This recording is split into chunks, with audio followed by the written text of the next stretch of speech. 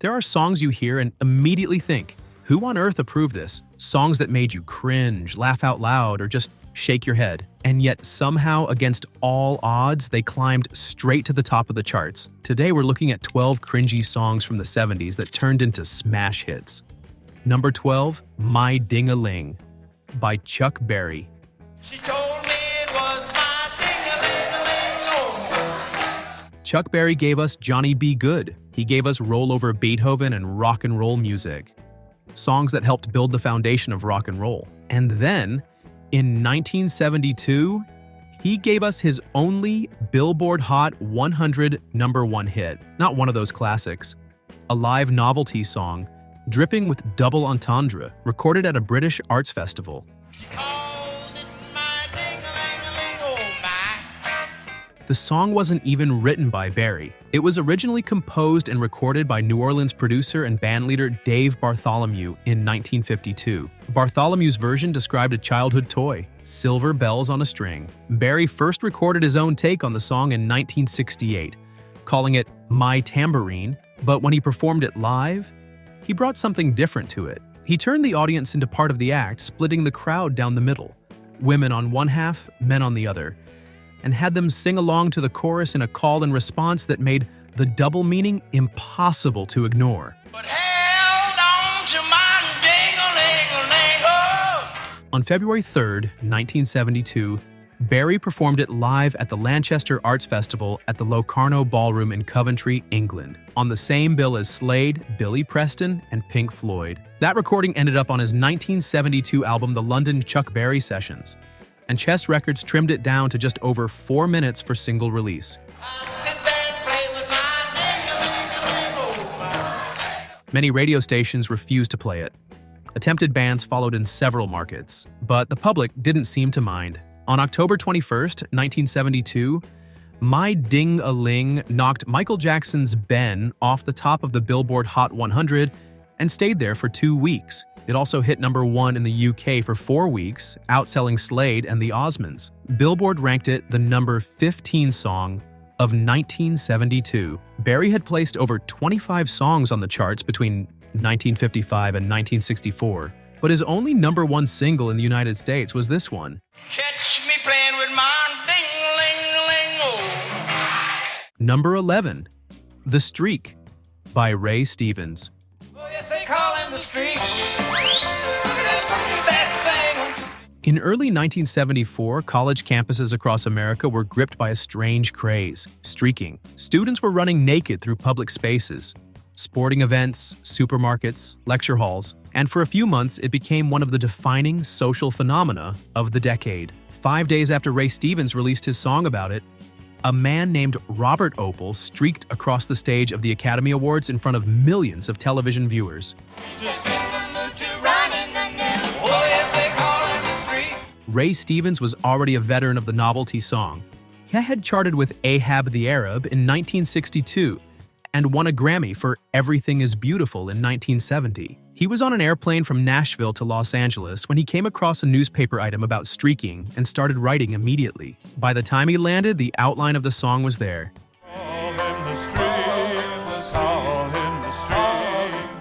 He rushed to record it, knowing others were already chasing the same story. But the streak was the one radio embraced. Stevens voiced both characters himself, a deadpan news reporter and a country bystander, describing a nudist on the loose at a supermarket, a gas station, and a basketball playoff game. The punchline at the end, when the bystander's wife turns out to be the streaker, landed just right. Oh, yes, they call him the streak. The Streak entered the Billboard Hot 100 on April 13th, 1974, and 6 weeks later, it reached #1, where it stayed for 3 weeks, from May 18th through June 8th. It also went to #1 in the UK, Canada, and New Zealand. Internationally, it sold more than 5 million copies and finished as the third biggest charting record of 1974 in the United States. Oh, yes, they call him the streak. Number 10, Kung Fu Fighting by Carl Douglas. Everybody was kung fu fighting. In the summer of 1974, two things were dominating popular culture: the rise of disco, and a wave of kung fu films flooding in from Hong Kong. Bruce Lee's Enter the Dragon had made martial arts a mainstream fascination in the West, and the TV series Kung Fu was still airing. One night in London's Soho district, a Jamaican-born singer named Carl Douglas watched a group of teenagers throwing mock kung fu moves in time to music leaking from a nearby arcade. He turned to his friend and said, and this is his own account of it, "Damn, looks like everybody's kung fu fighting." He said he heard the melody in his head at that same moment, rushed home and wrote it down.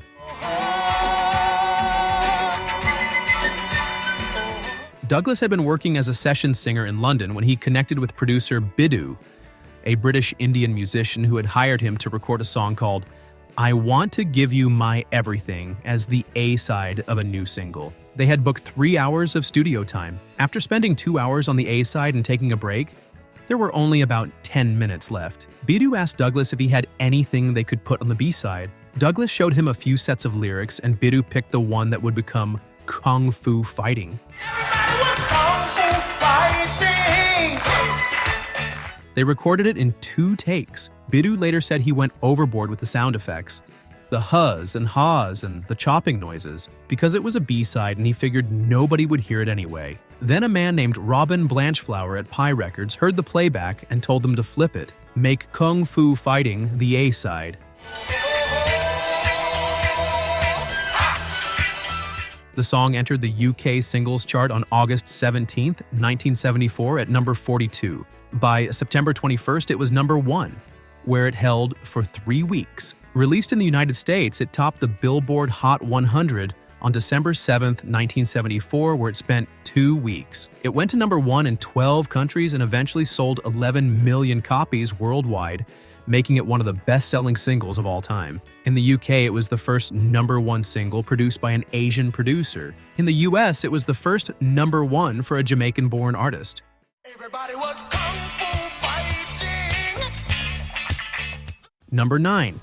Convoy by C.W. McCall.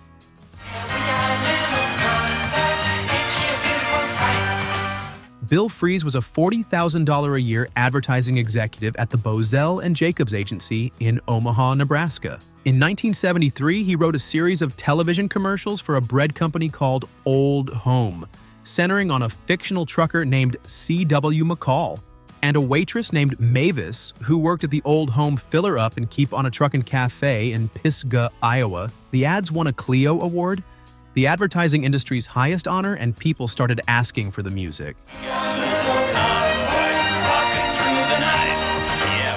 Fries spun the character into a recording career. Using the C.W. McCall name, he released a handful of country-flavored trucker songs and found modest success. Then, in the summer of 1975, he was listening to his CB radio when the idea for Convoy came to him. CB radios were everywhere in the mid-1970s. Truckers had used them for years, and by mid-decade, regular civilians were buying them too. Truckers had developed their own slang, their own codes, their own culture. And with a 55-mile-per-hour speed limit recently imposed by the federal government, the image of truckers banding together had a folk hero quality to it.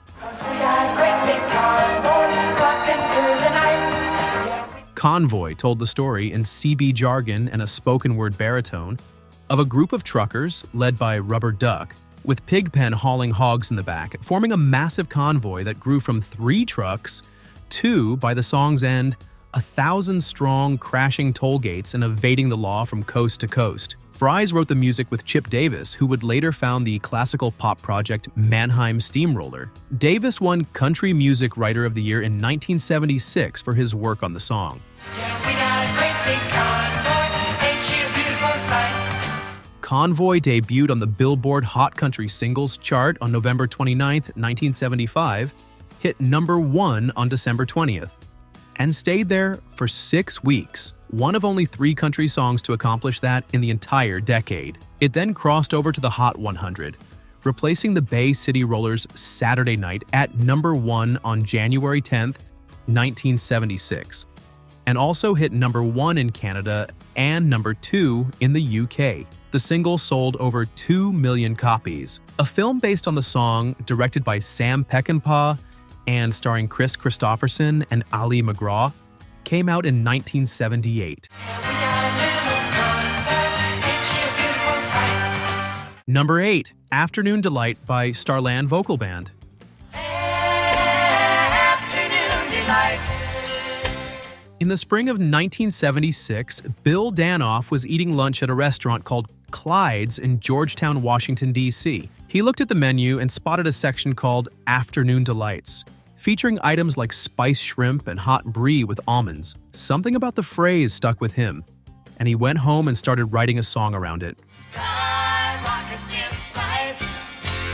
Afternoon. Danoff wasn't unknown. He and his then-wife Taffy Nivert had co-written Take Me Home Country Roads with John Denver in 1971. Now they had formed a quartet called Starland Vocal Band with John Carroll and Margot Chapman, signing to John Denver's own label, Windsong Records. Afternoon Delight was built around 4-part harmonies and a melody that felt sunlit and breezy, wholesome almost. But the lyrics were another matter entirely. The song was about midday romance, and while Danoff said he didn't set out to write an explicit song, the double meanings were hard to miss once you started listening. The record came out in the spring of 1976, debuted on the Hot 100 at number 87 on May 8th, and climbed steadily. On July 10th, 1976, just days after America's bicentennial celebrations, it reached number 1 and held that spot for 2 weeks. The skyrockets and flight line in the chorus felt, at least on the surface, like the perfect summer anthem for a fireworks-filled holiday week. We can make a lot of loving for the sun gone down. At the 1977 Grammy Awards, Afternoon Delight won the Grammy for Best Arrangement for Voices. Starland Vocal Band also won Best New Artist that year, beating out Boston, whose debut album had just gone on to become one of the best-selling rock albums in history. CBS gave the group their own summer variety series in 1977, and a writer on that show in his first major TV job was a young David Letterman. Afternoon delight. Number 7, Disco Duck by Rick Dees.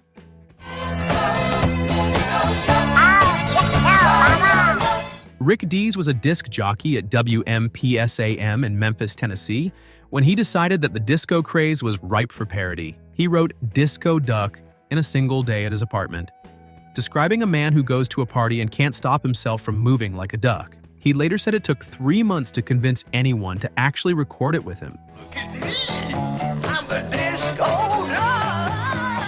He eventually connected with Estelle Axton, co-founder of the legendary Stax Records label, who now ran Freetone Records. Axton paired Dees with producer Bobby Manuel, a former Stax session guitarist who played guitar on the track. The duck voice was provided by an acquaintance named Ken Pruitt. The song caught on first in the South, then was picked up by RSO Records for national distribution. By September 1976, it was a nationwide phenomenon. There was just one problem. Dees' own radio station would not let him play it. Station management said it was a conflict of interest. Memphis competitors refused to play it too, not wanting to promote their rival. Then one morning on the air, Dees casually mentioned that the song might be about to hit number 1. His station manager heard it. 5 days before Disco Duck reached the top of the Billboard Hot 100, Rick Dees was fired. On October 16, 1976, Disco Duck hit number 1. It held the number 2 spot for the following 4 weeks and remained in the top 10 for a total of 10 weeks. The single sold over 6 million copies, won a People's Choice Award for Favorite New Song, and earned Dees a Grammy nomination for Best Arrangement for Voices. He was quickly hired by rival station WHBQ, and his radio career took off from there, eventually landing him at KIIS-FM in Los Angeles, where he launched the internationally syndicated Rick Dees Weekly Top 40.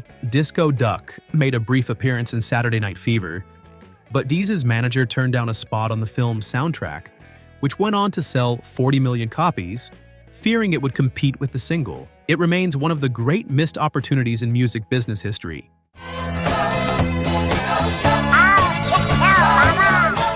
Number 6, Playground in My Mind by Clint Holmes.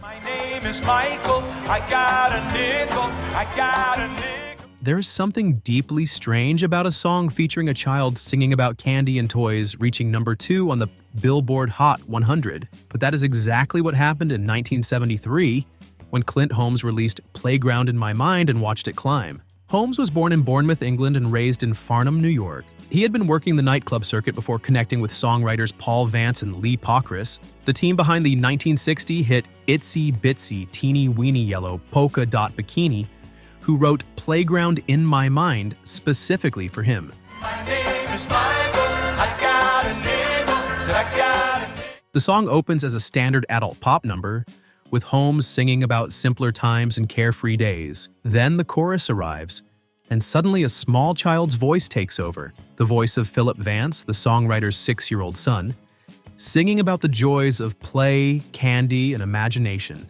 It was jarring. Adults in 1973 did not expect a novelty children's chorus to drop into their pop radio listening, but it connected.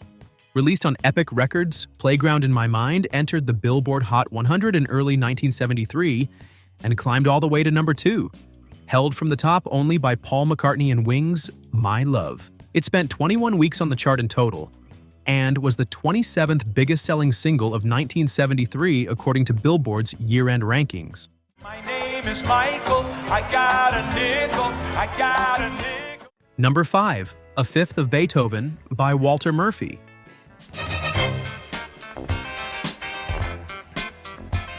In 1976, a 23-year-old musician from New York City named Walter Murphy asked himself a question that classical music scholars had never bothered to consider. What would Beethoven's Fifth Symphony sound like as a disco track? Murphy was a trained arranger and multi-instrumentalist who had been writing jingle music for television. When he reworked the famous 4-note opening of Beethoven's Fifth, he didn't approach it as a joke. He layered the iconic motif over a propulsive disco rhythm and built it into a fully realized dance track, playing most of the instruments himself.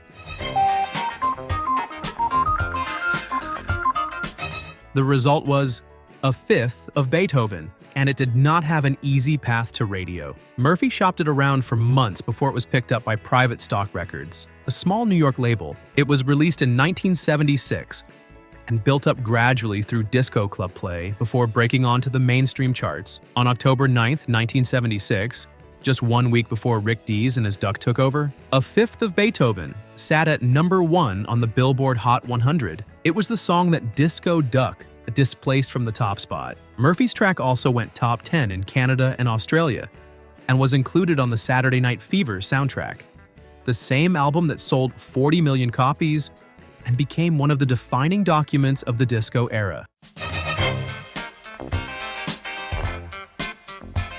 Number 4, Muskrat Love by Captain and Tennille.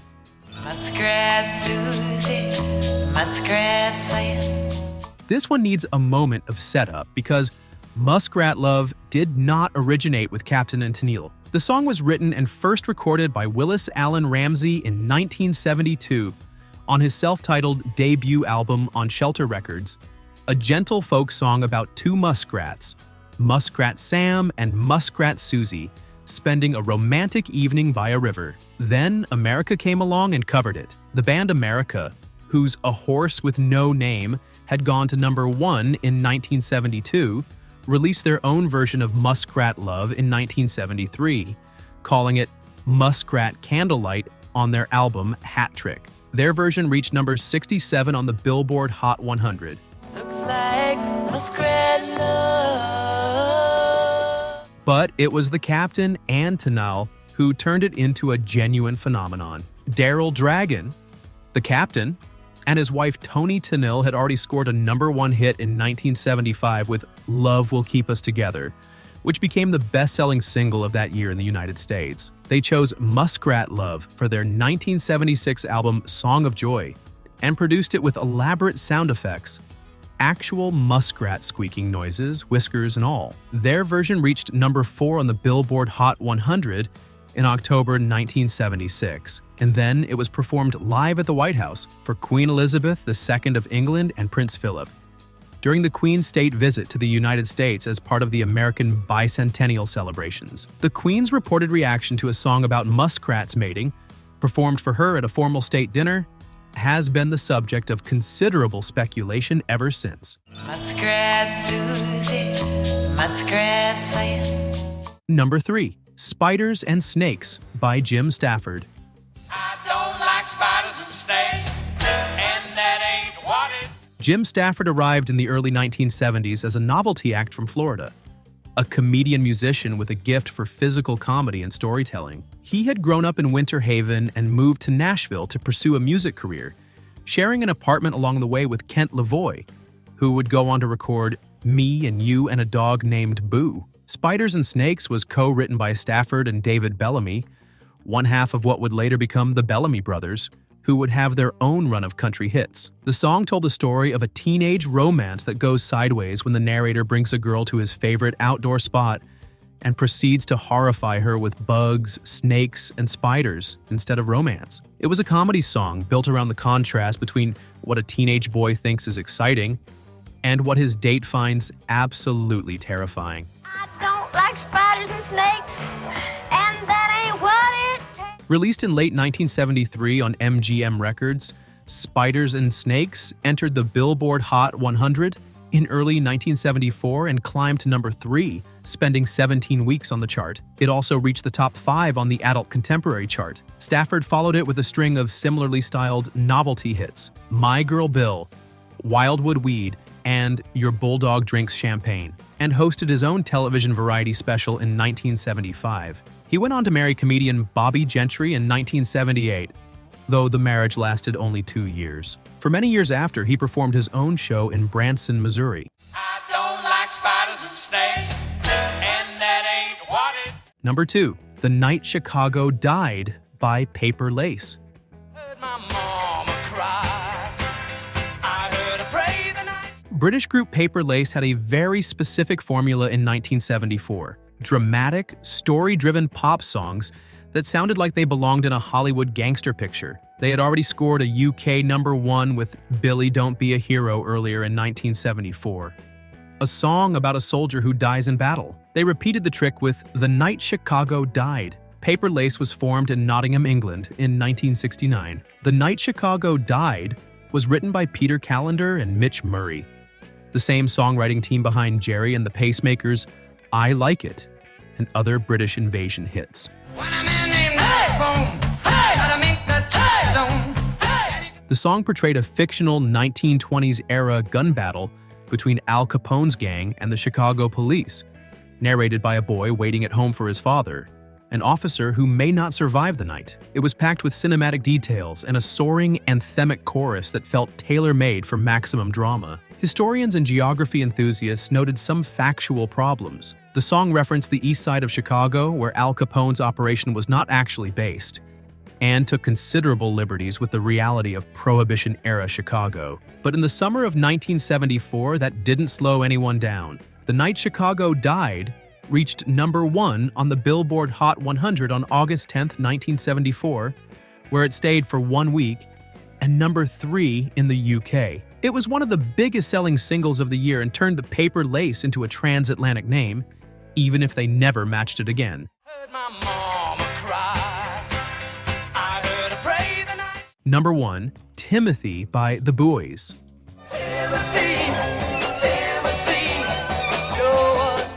Of all the songs on this list, Timothy may be the one that required the most nerve to record, release, and market, because Timothy is, without any ambiguity, a song about cannibalism. The Boys were a rock band from Wilkes-Barre, Pennsylvania. They had been kicking around the regional music scene since the late 1960s. In 1970, they connected with songwriter Rupert Holmes, who would go on to write Escape, the Pina Colada song, in 1979, who had crafted an unusual piece of work about 3 men trapped after a mine collapse. When rescue workers reach the survivors, 2 of them have made it out alive. The third, Timothy, has not, and the 2 survivors confess that they do not know where he went. The implication is left for the listener to draw their own conclusion. Timothy,